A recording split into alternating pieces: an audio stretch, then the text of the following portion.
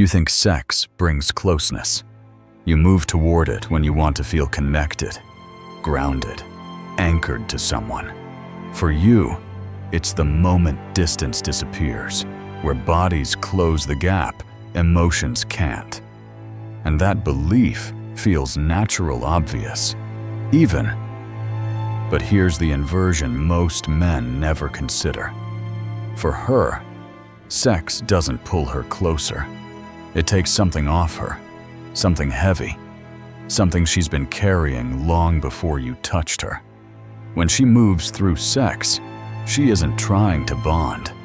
She's trying to feel free. This is where the confusion begins.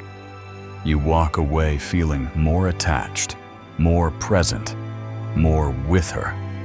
She walks away feeling lighter, looser, relieved. And when you don't understand that difference, you misread everything that follows.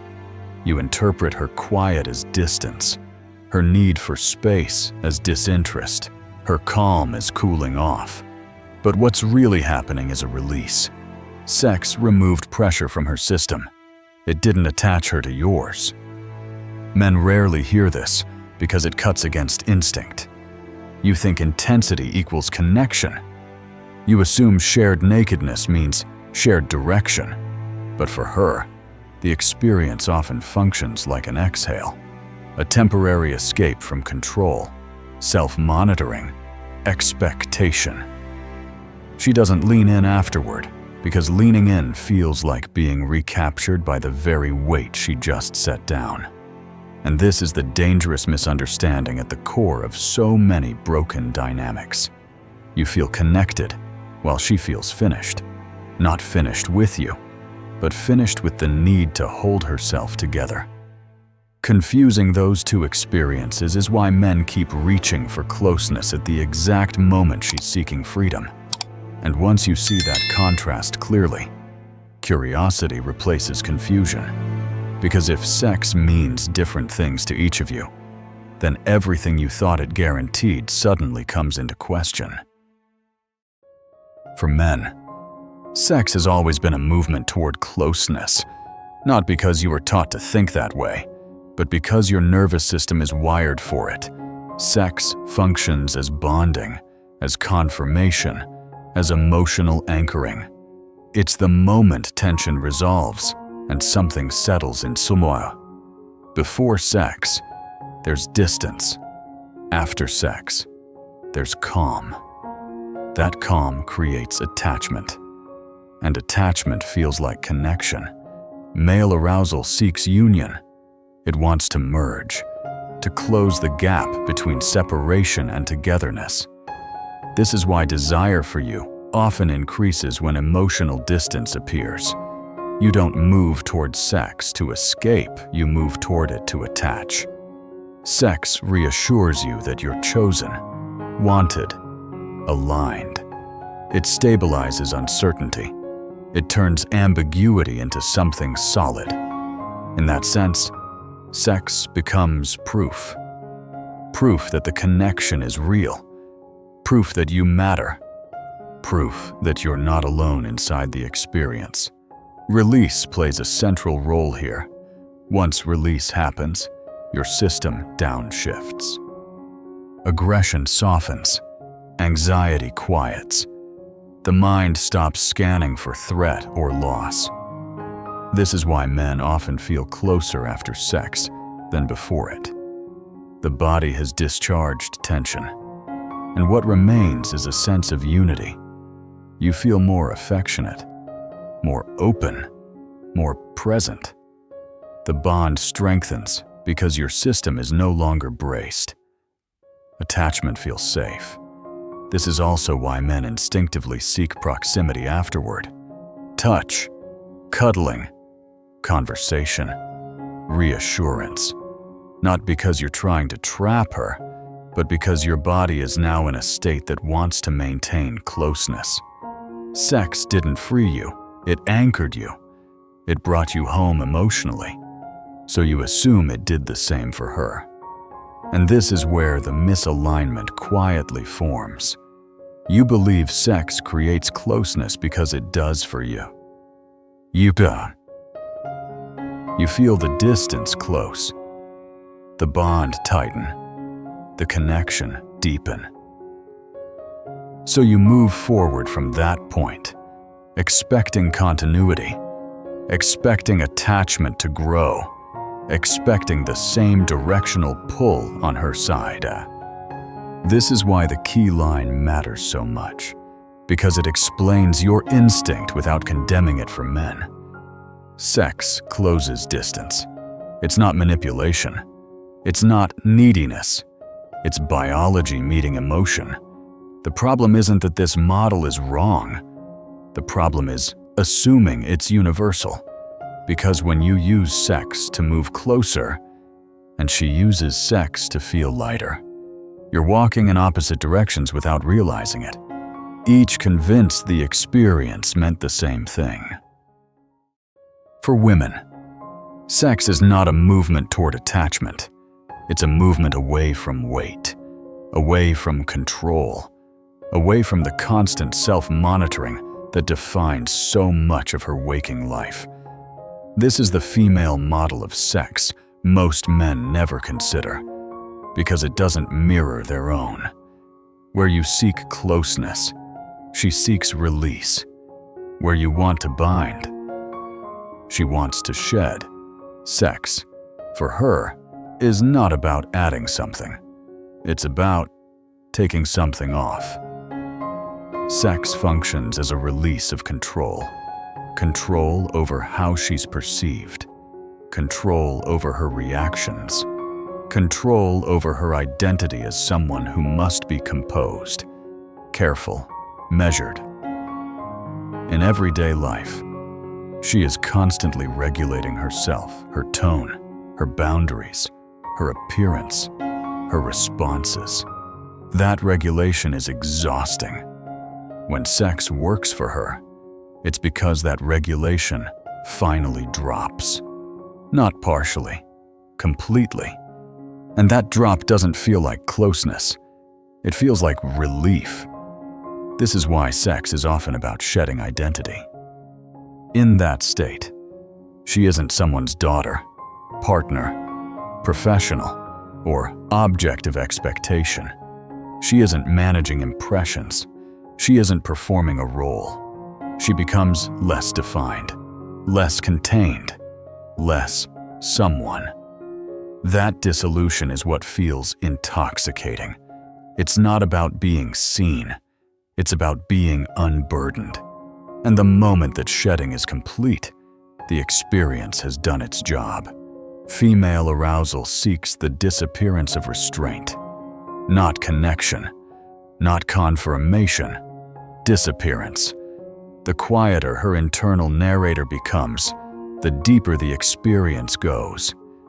This is why anything that pulls her back into self-awareness talking, expectation, emotional grabbing breaks the spell. Closeness feels like pressure in that moment, not comfort. It threatens to reattach her to the very structure she was escaping. From the outside, this looks confusing. You think intimacy should pull two people together, but internally, she's moving in the opposite direction. She's not reaching for you. She's letting go of herself. And when it ends, she doesn't want to immediately re-enter another form of containment. She wants space, neutrality, silence. Not because she regrets you, but because freedom doesn't want to be immediately followed by another bond.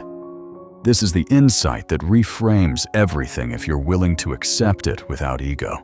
She isn't trying to connect to you. She's trying to escape herself. When you understand that, you stop interpreting her post-sex distance as rejection. You see it for what it is, the after effect of liberation. And only then do you stop pulling at her when she's trying to breathe. This is where the quiet misalignment becomes unavoidable. You move toward attachment at the exact moment she's moving toward liberation. The same experience pulls you in opposite directions, and neither of you realizes it's happening. You feel something solidify. She feels something dissolve. And because both reactions are real, the confusion cuts deep. From your side, sex creates a sense of bond. The release settles your system and leaves behind warmth, calm, and a desire to stay close. You want continuation, not just of the act, but of the connection it created inside you. More contact, more time, more reassurance that what just happened meant something. To you, that instinct feels natural, even generous. You're leaning in because you feel closer. From her side, the experience has already completed its function. Sex did what it was meant to do. It removed pressure, dropped control, loosened identity. The internal weight lifted, and what remains is lightness. That lightness doesn't want to be immediately anchored to anything. It wants space, neutral ground, a return to baseline. So when you reach for continuation, she feels a subtle tightening, not because she dislikes you, but because attachment feels like recapture. This creates the dynamic that men misinterpret again and again. You lean forward, she leans back. You seek closeness, she seeks distance. And the more you try to hold the moment, the more she feels the need to step away from it. You think you're extending intimacy. She feels like intimacy is being converted into obligation. Nothing is wrong here. There's no manipulation, no coldness, no hidden agenda. Just two systems responding differently to the same stimulus. Your system associates sex with togetherness. Hers associates sex with release. So when the moment ends, your instincts tell you to connect, while hers tell her to breathe. This is why the line matters so much, because it captures the entire collision in one sentence. You feel closer. She feels lighter. And when you don't recognize that difference, you start acting against her experience without meaning to. You interpret her need for space as distance from you, instead of understanding it as distance from the weight she just put down. Until that gap is understood, both of you keep misreading each other, each convinced the other is pulling away from something that, internally, feels completely natural. Women often pull away after sex for a reason that has nothing to do with regret, disappointment, or second thoughts. It's not rejection, it's regulation. When sex functions as liberation, it creates a temporary state where control drops and identity loosens. That state cannot be sustained indefinitely. After release, her nervous system needs distance to reset. Space is not an emotional statement. It's a biological and psychological requirement. Liberation only works if it's followed by separation.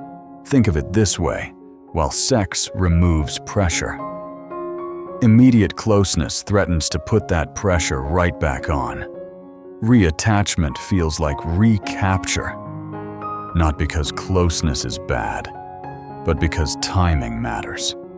When you reach for her right after she's let go, your desire to connect can feel like a demand to reassemble herself too quickly.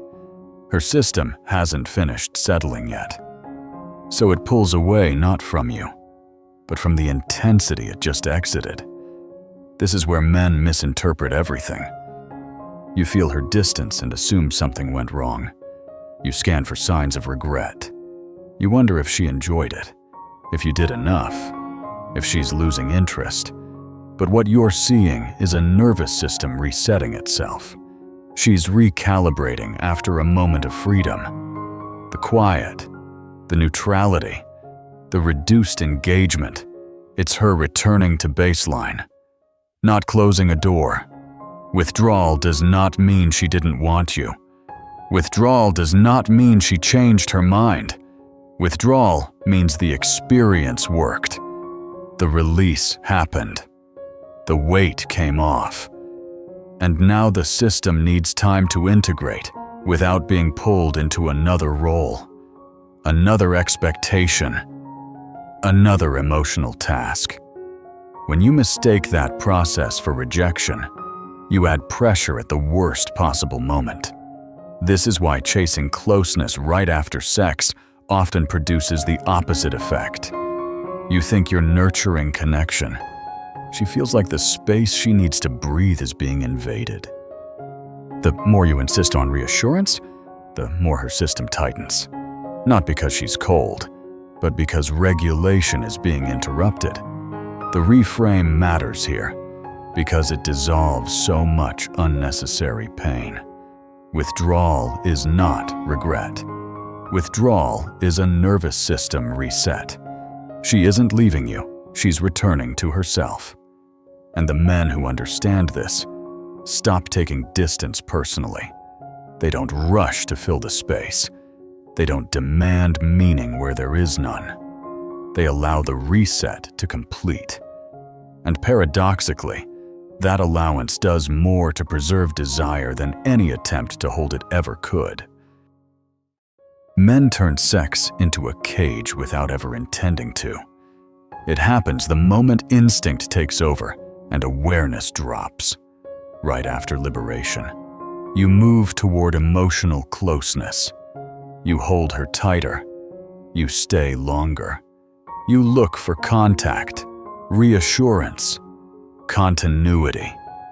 To you, this feels affectionate, natural, even loving. But to her nervous system, timing turns that closeness into pressure. What was just released now feels like it's being asked to return. Seeking reassurance deepens the problem. A question, a look, a subtle check to confirm that everything is okay, that she's still with you, that what just happened meant something. That request, however quiet, shifts the emotional weight onto her. Now she's responsible for regulating not only herself, but you. Desire cannot survive that reversal. The moment she feels she has to reassure you, she moves out of freedom and back into management. Talking about what this means seals the cage. Meaning creates structure. Structure creates expectation. Expectation creates obligation. And obligation is the opposite of liberation. When you try to define the moment, you collapse its openness. You take something fluid and ask it to become solid. To her system, that feels like being captured by interpretation. She wasn't trying to build something in that moment, she was trying to disappear from structure altogether. Expecting consistency completes the shutdown. You assume that because the experience felt intense, it should continue in the same direction. You look for the same energy, the same closeness, the same availability, but consistency turns freedom into routine. And routine, applied too early, kills desire. She doesn't pull away because she's fickle. She pulls away because the space she needs to integrate is being closed too fast. All of these instincts come from the same place attachment seeking security. But when applied immediately after liberation, they backfire. Pressure after liberation kills desire. Not loudly, quietly. The attraction doesn't vanish, it retreats inward, where it feels safer. This is why the anchor line cuts so sharply when you finally see it. You try to hold what was meant to pass through. Sex, for her, was a current. You reached for it like an object, and the tighter you held, the faster it slipped away. Aligning with her experience starts with a reframing that cuts against instinct. You stop using sex to bind. You stop converting intimacy into obligation. The moment sex becomes a tool to secure closeness, it stops functioning as liberation for her. And when liberation disappears, desire follows it out the door. Alignment isn't about pulling less, it's about holding differently. Staying grounded, not attached, is the first shift. Grounded means you don't collapse inward after intensity. And you don't inflate either. You remain centered, calm, unchanged by the spike. Attachment looks like leaning forward emotionally, trying to preserve the feeling, trying to keep the door from closing. Grounded presence does the opposite. It signals that nothing is being demanded, that the experience was allowed to exist without being converted into a claim. Her nervous system reads that stability as safety, not indifference. Letting silence follow intensity is where most men fail. Silence feels awkward because it doesn't reassure you. But silence is exactly what allows her system to finish integrating the release. Words too soon reintroduce structure. Touch too insistently reintroduces expectation. Silence, when held without tension, communicates permission. It tells her she doesn't have to perform closeness to justify what just happened. That absence of demand is what keeps the experience clean instead of heavy. Allowing space without interpreting it is the final piece.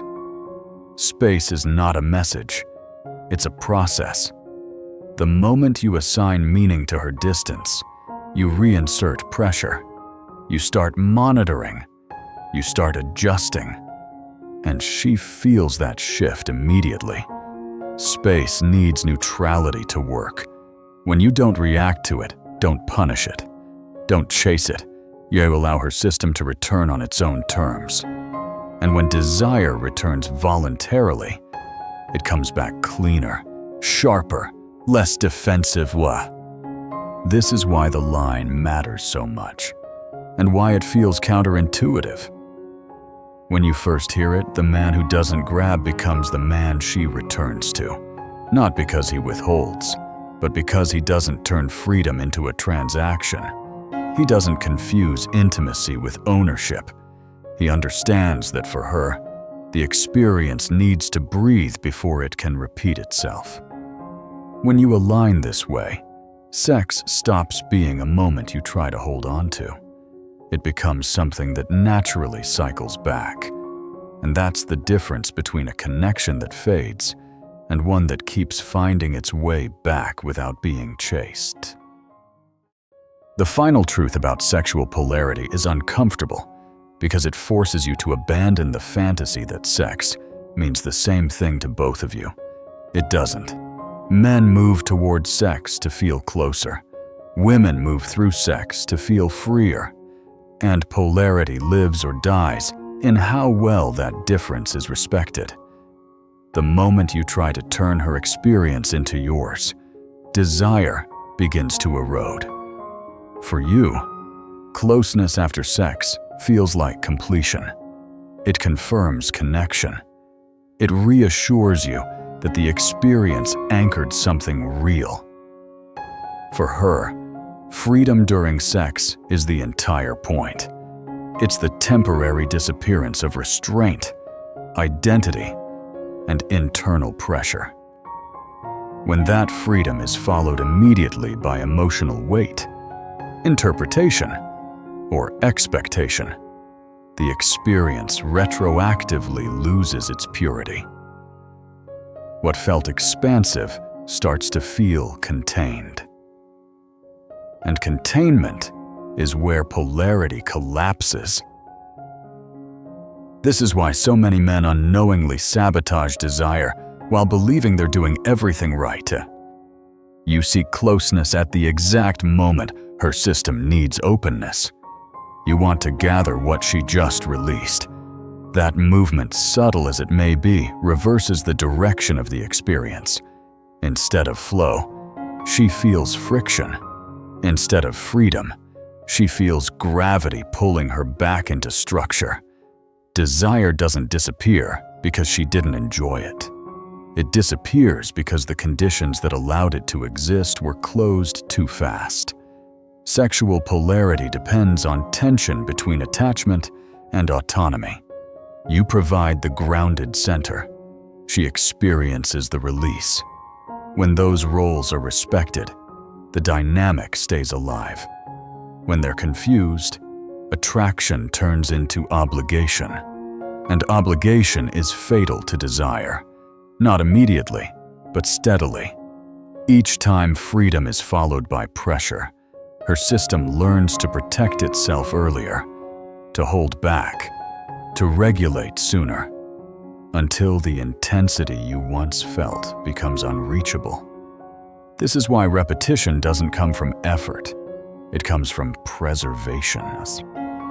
When freedom is preserved, desire repeats itself, not out of duty, not out of habit, but out of choice. She returns because nothing was taken from her last time. No claim, no emotional debt, no forced meaning. Just an experience that allowed her to leave lighter than she arrived. Once you understand this, your identity shifts. You stop trying to secure desire and start protecting polarity. You don't cling to intensity. You allow it to pass cleanly. And paradoxically, that restraint creates far more pull than attachment ever could. Because desire doesn't want to be held. It wants to know it can come and go without being trapped. That is the real power behind sexual polarity. Not closeness alone, not freedom alone, but knowing which one she needs in the moment and having the discipline not to confuse it with your own. There's a quiet shift that happens once this finally lands. Not excitement, not confidence, something calmer, heavier, more permanent. You realize how often you tried to turn intensity into security. How many times you reached for closeness because you were afraid of losing the moment. And how that reaching, subtle, well-intentioned, was often the very thing that made her pull away. Not because she didn't feel something, but because what she felt needed air, not hands. You stop seeing sex as a tool to anchor connection. You stop loading it with meaning it was never meant to carry. You understand that for her, the power of the experience was never about staying. It was about being able to leave lighter than she arrived. And once you see that, you stop reacting to her need for space as if it's a threat. Space stops feeling like distance. It starts feeling like part of the rhythm. This changes how you hold yourself afterward. You don't rush to define. You don't look for reassurance. You don't turn silence into a problem that needs solving.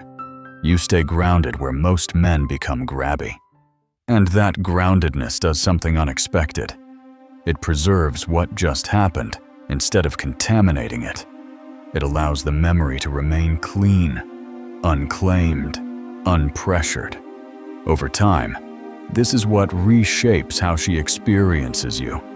You become associated not with obligation, but with relief. Not with expectation, but with permission. She doesn't feel managed or pulled toward a role when she's with you. She feels unburdened, and that feeling is rare. Rare enough that it draws her back on its own. This isn't about detachment or indifference. It's about discipline. The discipline to let intensity pass without trying to capture it. The discipline to understand that desire returns most reliably when it doesn't feel trapped, when it's allowed to come and go without cost. And when you understand this, you stop using sex to keep her and start becoming the man she feels free with.